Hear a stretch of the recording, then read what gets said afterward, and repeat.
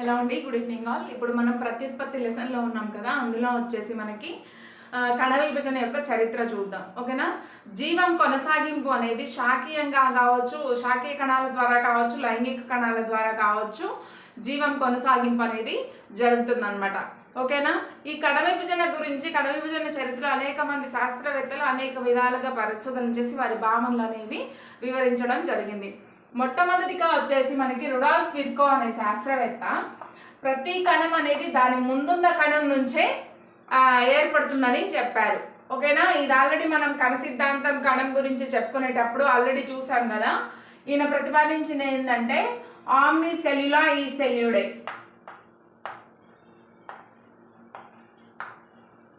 Omni సెల్యులా ఈ సెల్యులే అనే సిద్ధాంతాన్ని ఈయన ప్రతిపాదించాడు. దీనికి అర్థం ఏంటి అంటే ప్రతి కణం కూడా దాని ముందున్న కణం నుంచే ఏర్పడుతుందని రుడాల్ఫ్ విర్కో గారు ప్రతిపాదించారు. ఓకేనా. నెక్స్ట్ వచ్చేసి రాబర్ట్ రెమెక్ అనే శాస్త్రవేత్త 1852లో పిండ కణాలపై పరిశోధన చేశారు. ఓకేనా. పిండ కణాలపై పరిశోధన చేసి కణ విభజన గురించి ఈయన తెలుసుకోవడం జరిగింది.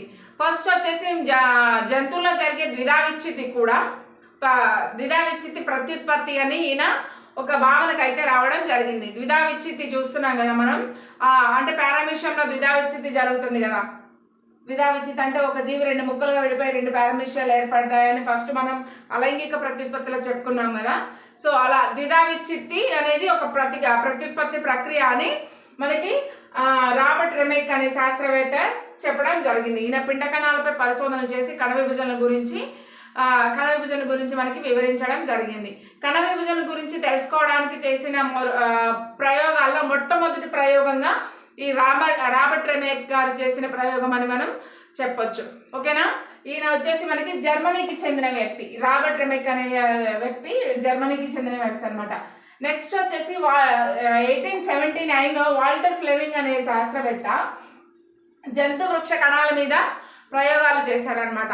ఓకేనా. అంటే ఏ విధంగా కణ విభజన ఏ విధంగా జరుగుతుంది, ఎట్లా జరుగుతుంది, జంతువుల్లో జరుగుతుందా, మొక్కల్లో జరుగుతుందా, ఇవన్నీ కూడా 1879లో వాల్టర్ ఫ్లెమింగ్ అనే శాస్త్రవేత్త ప్రయోగాలు చేయడం జరిగింది. ఈయన ప్రయోగాలు చేసి పరిశీలించిన విషయాలు ఏంటి అంటే కణ కేంద్రకంలో దారపు పోగులు లాంటి నిలువుగా చీలి కణ కేంద్రకంలో దారపు పోగులు లాంటివి నిలువుగా చీలుతాయని తెలిపారు. నిలువుగా అంటే ఇట్లా ఉందనుకోండి, ఇలా నిలువుగా చీలుతాయి. కణంలోని కేంద్రకంలోని దారపు పోగులు లాంటి నిర్మాణాలు ఉంటాయి అన్నమాట. ఫర్ ఎగ్జాంపుల్ ఇది కణం అనుకోండి, దీనిలో కేంద్రకం ఉంటుంది. కేంద్రకంలో దారపు పోగులు లాంటి నిర్మాణాలు ఉంటాయి. అవి నిలువుగా చీలుతాయంట. ఓకేనా. నిలువుగా చీలి రెండుగా మారుతాయి. దాన్నే సమవిభజన అన్నారు ఈయన. సమవిభజన అంటే ఇంగ్లీష్లో వచ్చేసి మనకి మైటోసిస్ అని పిలుస్తాం. ఓకేనా. మైటోసిస్. ఈ మైటోస్ అనే దానికి మీనింగ్ ఏంటి అంటే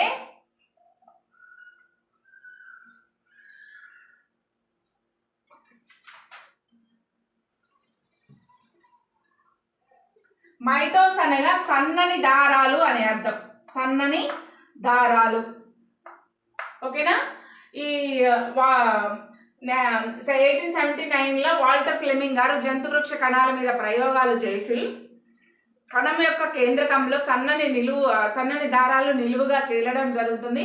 దాన్నే సమవిభజన అంటాం. సమవిభజన ఇంగ్లీష్లో మైటోసిస్ అంటాం. మైటోస్ అనగా సన్నని దారాలు అని అర్థం అన్నమాట. ఓకేనా. నెక్స్ట్ చూద్దాం మళ్ళీ.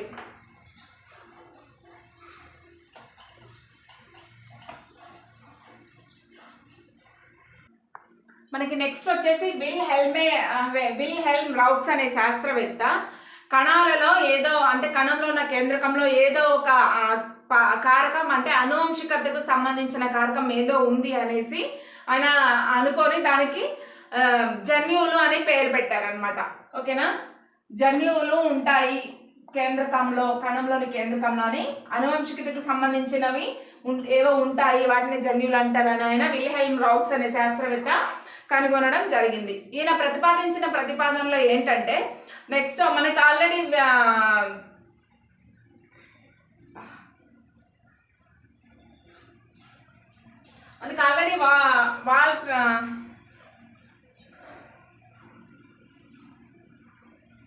వాల్టర్ ఫ్లెమింగ్ అనే శాస్త్రవేత్త ఏం చెప్పారు? సమవిభజన గురించి చెప్పారు కదా. వాల్టర్ ఫ్లెమింగ్ అనే శాస్త్రవేత్త సన్నని దారాలు నిలువుగా చీలతాయి అని చెప్పారు కదా.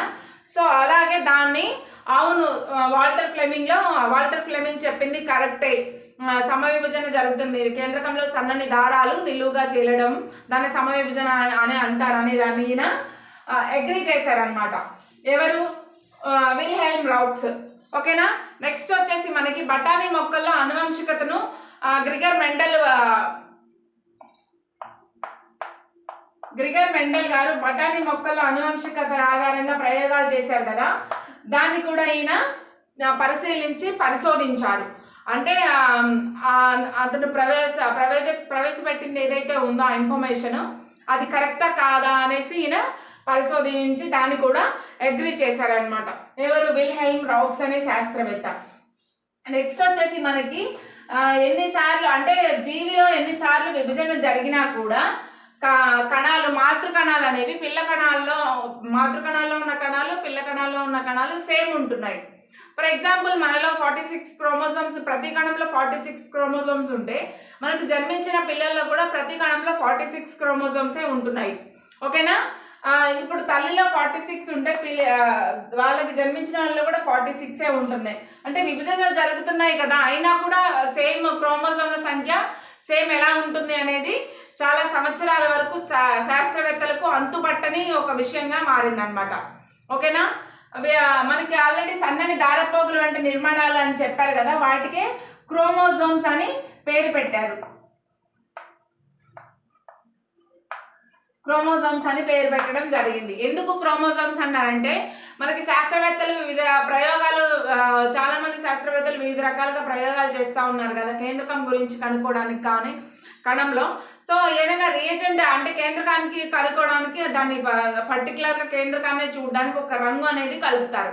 సో దానివల్ల అవి ఈ క్రోమోజోమ్స్ ఏంటంటే రంగును పీల్చుకొని మనం కేంద్రకానికి ఏదైతే కలర్ని కలుపుతున్నామో ఆ కలర్ని క్రోమోజోమ్స్ పీల్చుకొని రకరకాల రంగులుగా మనకి కనిపించడం జరుగుతుంది. సో అందుకనే క్రోమోజోమ్స్ అనే పేరు పెట్టడం జరిగింది. ఓకేనా.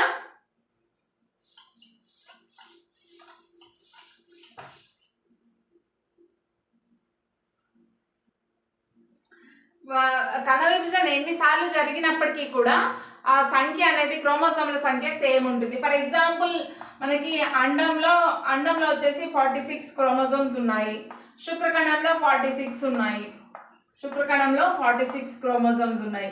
ఈ రెండు కలిస్తే మనకి జైగోట్ ఏర్పడినప్పుడు సంయుక్త బీజంలో 92 ఉండాలి. ఓకేనా.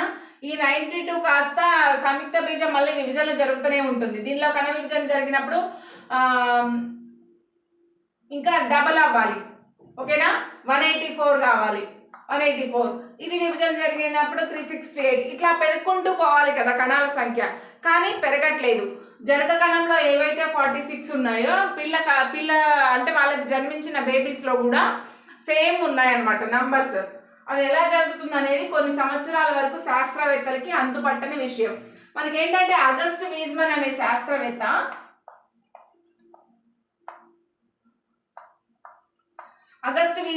శాస్త్రవేత్త ఎన్నో ప్రయోగాలు చేసి ప్రతిపాదించిన విషయాల్లో రెండు ముఖ్యమైన విషయాలు ఏంటంటే ఒక జాతిలో ఎన్ని తరాలు మారినా క్రోమోజోమ్ల సంఖ్య అనేది మారదు, క్రోమోజోమ్ల సంఖ్య అనేది స్థిరంగా ఉంటుందని ఆయన చెప్పడం జరిగింది.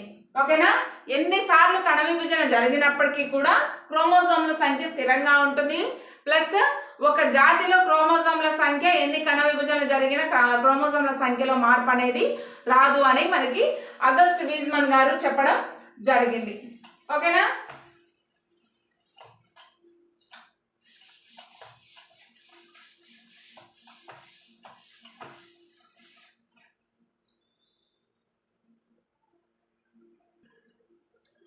మనకి థియోడర్ బవేరీ అనే శాస్త్రవేత్త 1904లో క్షయకణ విభజన గురించి కనుగొన్నారు. ఆ క్షయకణ విభజన గురించి కనుగొన్న తర్వాతకి ఒక 50 years తర్వాత అంటే ఆఫ్టర్ 50 years దానిలో రసాయనికంగా అంటే అనువంశికతకు సంబంధించిన ఏవో రసాయనాలు ఉన్నాయి అని ప్రయోగాలు చేసి 1953లో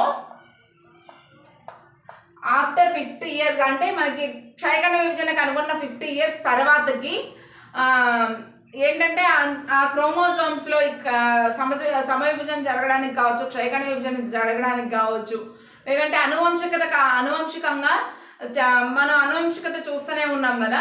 సో అనువంశికతను కలిగించే కారకాలు, రసాయన కారకాలు ఏవో ఉన్నాయి అని ప్రయోగాలు చేసి డియాక్సీ రైబో న్యూక్లిక్ యాసిడ్ డిఎన్ఏని కనుగొన్నారు. ఇది అనువంశికతకు కారకం డిఎన్ఏ, డియాక్సీ రైబో న్యూక్లిక్ యాసిడ్. ఓకేనా. దీన్ని ఎవరు కనుగొన్నారంటే వాట్సన్ మరియు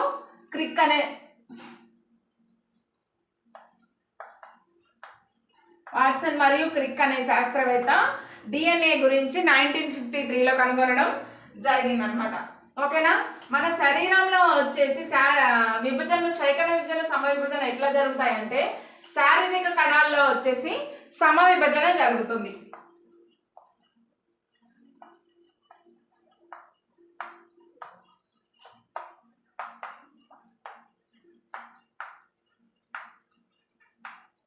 శారీరక కణాల్లో వచ్చేసి మనకి సమవిభజన జరుగుతుంది. ఓకేనా. అదే జన్యు కణాల్లో వచ్చేసి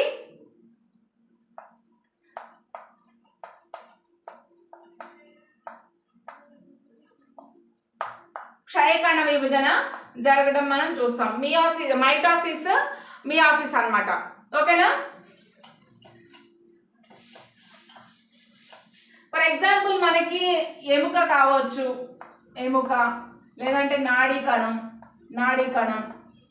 చర్మ కణాలు, డెర్మల్ సెల్స్, చర్మ కణాలు ఏవైనా కావచ్చు. శారీరక కణాలన్నీ 2n స్టేజ్లో ఉంటాయి. 2n. ఇవే మళ్ళీ తర్వాత తరం. ఓకేనా. పిల్ల తరానికి వచ్చేసరికి కూడా అదే 2n కండిషన్లో ఉంటాయి. ఓకేనా. అదేవిధంగా మనం ఒకవేళ లైంగిక కణాల్లో కన్నా చూసినట్లయితే ఫర్ ఎగ్జాంపుల్ మనకి స్పర్మ్లో వచ్చేసి అంటే శుక్రకణంలో వచ్చి 2n ఉంటుంది. 2n. అండంలో ఎగ్లో వచ్చేసి 2n కణం 2n ఉంటుంది. కానీ ఇక్కడ వచ్చేసి క్షయకణ విభజన జరుగుతుంది. ఇది కూడా క్షయకణ విభజన. ఇది n గా మారుతుంది, ఇది n గా మారుతుంది. తర్వాతకి రెండు ఫ్యూజ్ అయ్యాక 2n సంయుక్త బీజం ఫామ్ అవుతుంది. ఓకేనా. కానీ వీటిలో వచ్చేసి మనకి సమవిభజనే జరుగుతుంది. శారీరక కణాలన్నింటిలో సమవిభజన మరియు లైంగిక కణాలు అయిన శుక్రకణం మరియు అండాల్లో అయితే మనకి క్షయకణ విభజన అనేది జరుగుతుంది.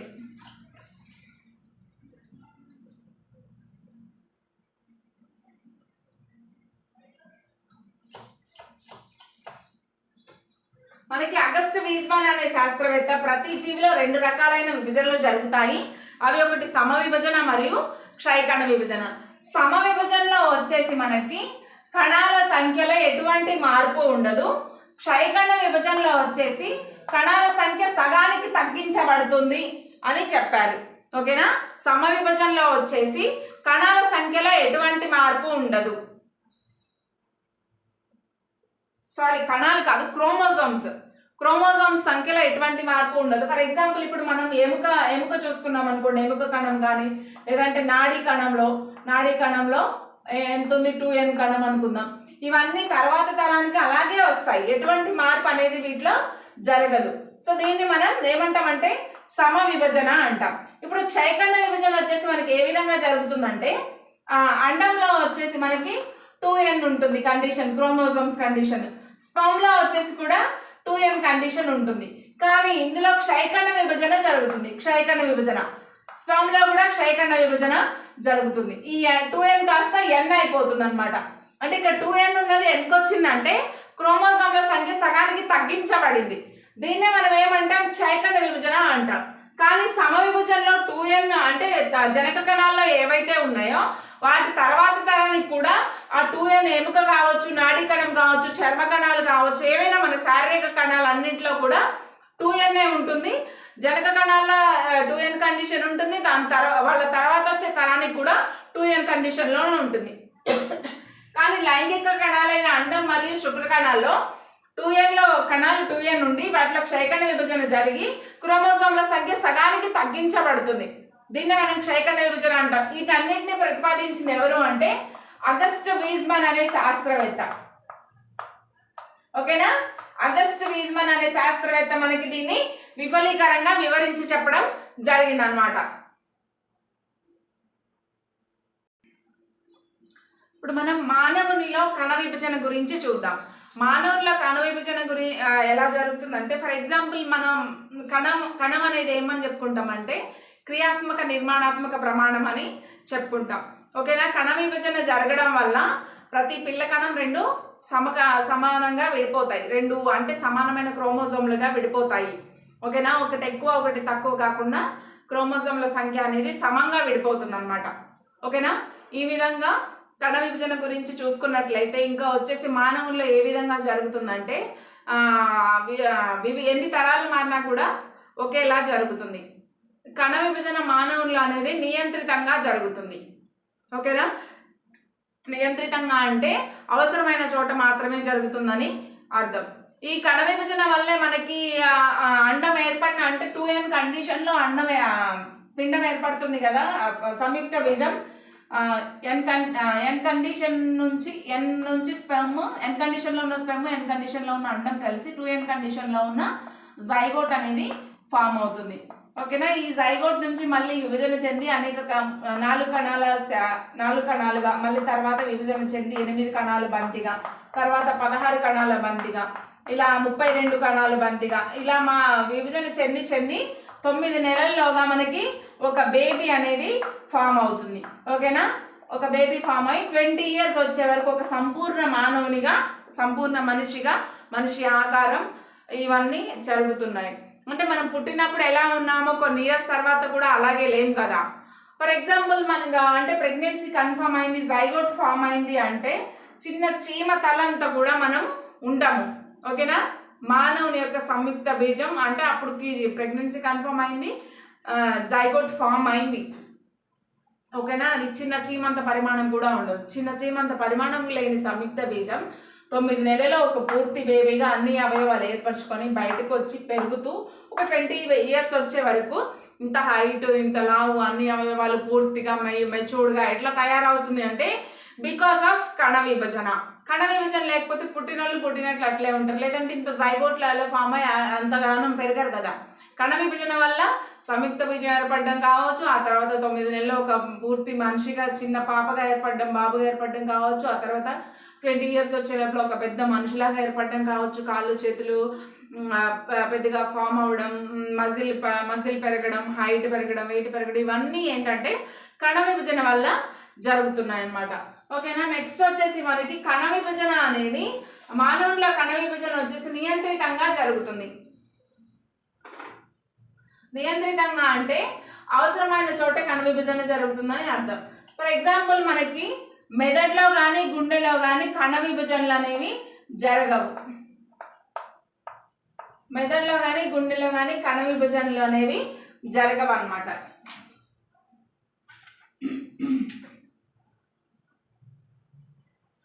మెదడు కావచ్చు, గుండె కావచ్చు, ఎప్పటికీ విభజన చెందవన్నమాట. మిగతా కణాలు వచ్చేసి మనకి విభజన చెందుతాయి. ఫర్ ఎగ్జాంపుల్ మనకి ఒక చోట గాయమైంది అనుకోండి, ఆ గాయం అయితే బ్లడ్ వస్తుంది బయటికి.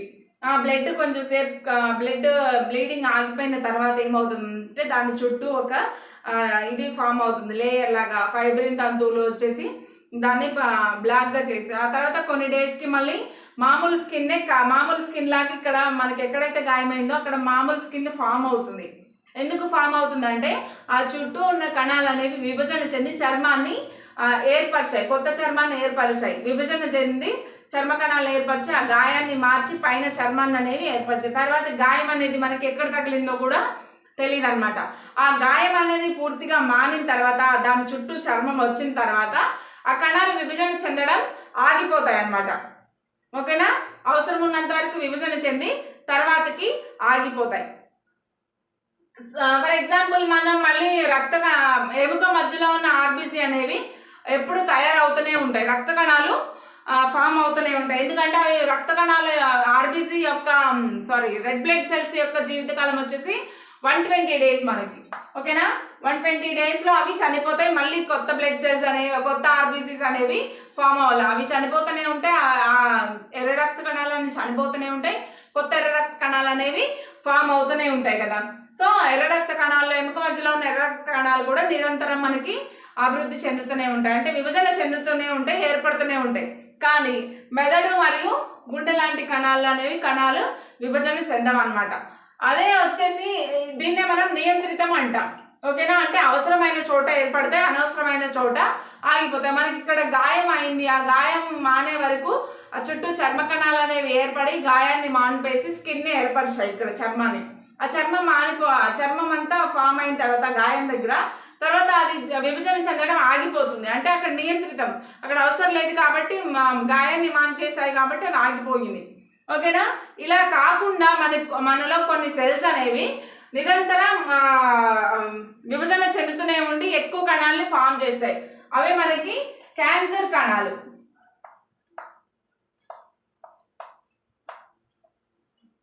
క్యాన్సర్ సెల్స్ అనేవి అంటే ఒకసారి మనకి క్యాన్సర్ వచ్చిందంటే కణాలు విపరీతంగా పెరిగిపోతూ ఉంటాయి అన్నమాట. విపరీతంగా పెరిగి అవి విభజన చెందడం ఆగవు, విభజన చెందుతూనే ఉంటాయి, ఫామ్ అవుతూనే ఉంటాయి. అలా ఏర్పడి లాస్ట్కి ఆ జీవి ఎవరికైతే క్యాన్సర్ సోకిందో వాళ్ళు చనిపోయే స్టేజ్కి క్యాన్సర్ కణాలు అనేవి తీసుకొస్తాయి అన్నమాట. ఓకేనా, వీటికి అంతం అనేది ఉండదు, పెరుగుతూనే ఉంటాయి. క్యాన్సర్ ఒకసారి మనకి అటాక్ అయింది అంటే ఆ కణాల విభజన అనేది ఆగదనమాట, విభజన చెందుతూనే ఉంటుంది, కణాలు ఏర్పరుస్తూనే ఉంటుంది. ఎక్సెప్ట్ క్యాన్సర్ కణాలు మిగతా వాటన్నిటిలో మానవుని యొక్క కణాల్లో నియంత్రితంగా ఉంటుంది, కణ విభజన అనేది నియంత్రితంగా ఉంటుంది. కానీ క్యాన్సర్ కణాల్లో అలా ఉండదు అనమాట. ఓకేనా, ఇప్పుడు మనం కణచక్రం గురించి చూద్దాం.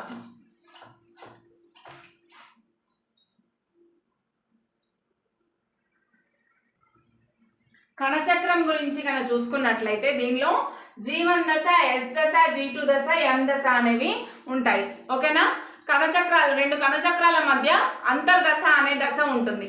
ఓకేనా, మనకి G1 దశలో ఏం జరుగుతుందంటే కణ విభజన మరియు DNA ప్రతికృతికి మధ్య గల దశ అన్నమాట. ఇది కణం పరిమాణం పెరుగుతుంది. కణం పరిమాణం పెరిగే దశ ఏదంటే G1 దశ అని చెప్పాలి. కణ విభజన మరియు DNA ప్రతికృతికి మధ్య గల దశ ఏది అంటే G1 దశ అనాలి. ఓకేనా, ఇది కణ విభజన మరియు DNA ప్రతికృతి. ఇది ఓకేనా, DNA ప్రతికృతికి మరియు కణ విభజనకి మధ్య గల దశ G1 దశ. ఓకేనా, మనకి ఎస్ ఫేజ్ లేదా ఎస్ దశలో వచ్చేసి DNA సంశ్లేషణ జరుగుతుంది ఇక్కడ. ఓకేనా, క్రోమోజోమ్స్ అనేవి రెట్టింపు అవుతాయి. ఈ ఎస్ దశలో క్రోమోజోమ్స్ అనేవి రెట్టింపు అవుతాయి. క్రోమోజోమ్స్ రెట్టింపు అయ్యే దశ ఏదంటే ఎస్ దశ అని చెప్పాలి. ఓకేనా, G2 దశలో వచ్చేసి కణాంగాలు అనేవి విభజన చెందుతాయి. కణంలో వివిధ రకాల కణాంగాలు అనేవి ఉంటాయి కదా, ఆ కణాంగాల విభజన అనేది మనకి G2 దశలో జరుగుతుంది. ఇంకా M దశలో వచ్చేసి మనకి M దశ గురించి కణ సంలీనం అనేది ఒకటి జరుగుతుందని, కణ సంలీనం గురించి వివరించింది. అంటే కణ సంలీనం మీన్స్ సెల్ ఫ్యూజన్ అన్నమాట.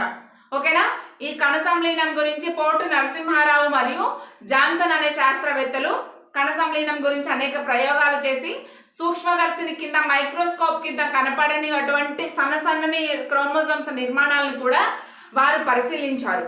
ఓకేనా, దీనిలో మధ్య దశ, చలన దశ, అంత్య దశ, సైటోకైనసిస్ ఇవన్నీ ఈ దశల గురించి పోర్ట్ నరసింహారావు మరియు జాన్సన్ అనే శాస్త్రవేత్తలు వివరించడం జరిగింది. ఓకేనా, ఇప్పుడు మనం సమవిభజనలో ఏమేమి జరుగుతాయి, ఏమేమి దశలు ఉన్నాయి ఇవన్నీ చూద్దాం.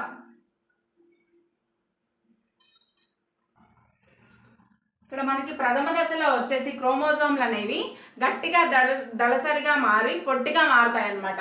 ఓకేనా, ఇందులో వచ్చేసి మనకి కేంద్రక త్వచం అనేది అదృశ్యం అవ్వడం స్టార్ట్ అవుతుంది. నెక్స్ట్ మధ్యస్థ దశలో వచ్చేసి ఇవి రెండుగా విడిపోవడానికి రెడీగా ఉంటాయి, అంటే నిలువుగా చీరడానికి రెడీగా అవి మధ్యస్థ దశలో క్రోమోజోమ్ అనేవి తయారవుతాయి. చలన దశలో వచ్చేసి రెండుగా చీలిన తర్వాతకి ధృవాల వద్దకు లాగబడతాయి. ఇటు సైడ్ ధృవాల వద్దకు ఈ క్రోమోజోమ్లు అనేవి సెంట్రియోల్స్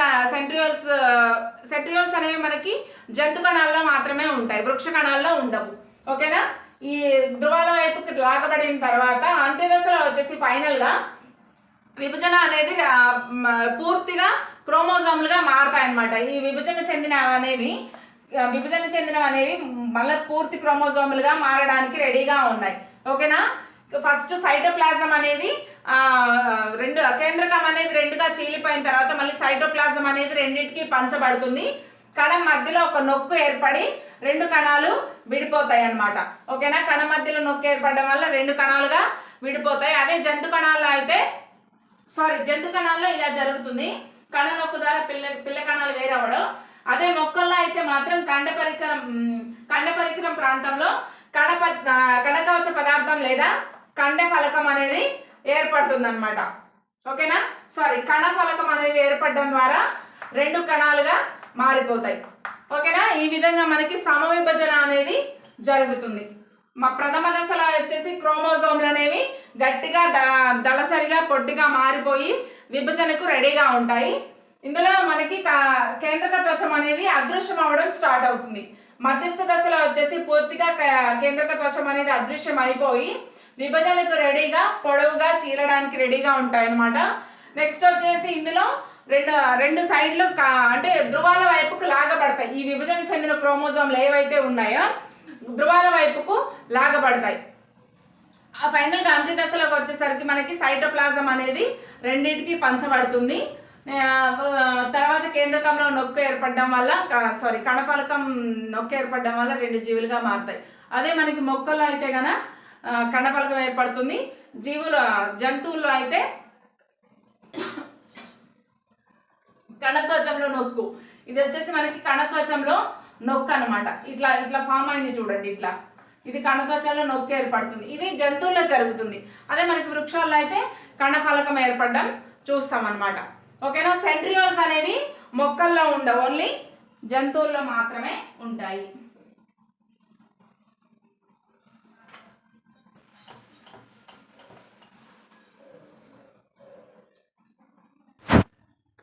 మనం ఇప్పుడు క్షయకణ విభజన గురించి మాట్లాడదాం.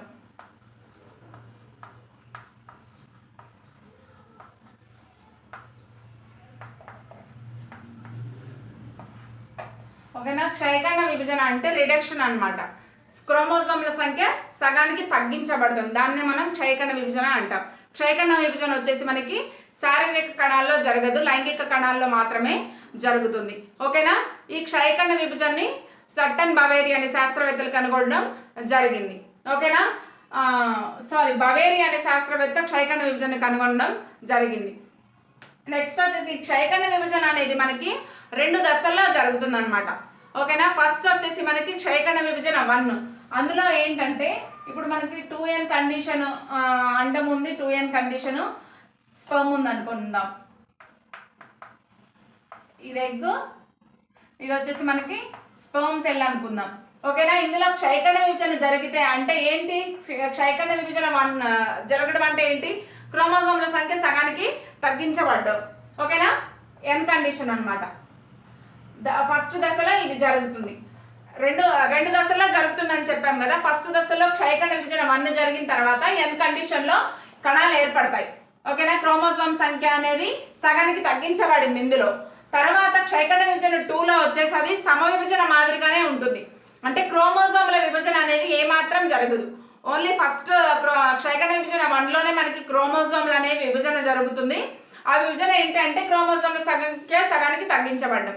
రెండవసారి అనేది క్రోమోజోమ్ల విభజన ఏమాత్రం జరగదు. నెక్స్ట్ కి అంటే దాని తర్వాతకి ప్రాసెస్ ఏదైతే ఉందో దానికి సేమ్ ఎలా ఏర్పడిందో అలా పంపడం జరుగుతుంది. ఫర్ ఎగ్జాంపుల్ క్షయకణ విభజన 2లో వచ్చేసి మనకి సమ విభజన మాదిరిగానే జరుగుతుంది. అంటే విభజన అనేది జరగకుండా ఏదైతే క్రోమోజోమ్స్ ఉన్నాయో అవి నెక్స్ట్ తరానికి పంపడం జరుగుతుంది. ఓకేనా. ఈ విధంగా క్రోమోజోమ్ 1 మరియు క్రోమోజోమ్ 2 అనేది జరుగుతుంది అనమాట. ఓకేనా. ఎగ్లో మనకి 2n కండిషన్లో ఎగ్ ఉంది అనుకోండి, అండం ఉంది. నెక్స్ట్ అది ఏమైంది? ఎన్ కండిషన్లో మారింది క్రోమోజోమ్ క్షయకణ విభజన 1 జరగడం వల్ల. కానీ క్షయకణ విభజన 2లో 2 దశలో జరుగుతుంది అన్నాం కదా. ఫస్ట్ దశలో వచ్చేసి క్రోమోజోమ్ల సంఖ్య సగానికి తగ్గించబడుతుంది. రెండవ దశలో ఎటువంటి విభజన జరగకుండా సమ విభజన మాదిరిగానే ప్రాసెస్ ఉంటుంది. అంటే ఎన్నైతే క్రోమోజోమ్లు ఉన్నాయో తర్వాత స్టెప్కి అంతే క్రోమోజోమ్లు పంపించడం జరుగుతుంది. అంటే 2లో వచ్చేసి మనకి ఎన్ కండిషన్లో ఉన్న క్రోమోజోమ్ని అలానే పంపిస్తుంది. ఓకేనా, ఇదే రెండవ దశ అన్నమాట. సో ఈ విధంగా మనకి క్షయకణ విభజన అనేది జరుగుతుంది. ఓకేనా, క్షయకణ విభజన ద్వారా ఏర్పడిన కణాలు అనేవి ఏకస్థితికంగా ఉంటాయి. ఓకేనా, మనకి 2n కండిషన్లో ఉన్న స్పర్మ్ అనేది క్షయకణ విభజన జరగడం ద్వారా n ఏర్పడింది కదా. సో n అనేది ఏంటంటే ఏకస్థితిక కణం. ఓకేనా, ఏకస్థితిక కణం అన్నమాట.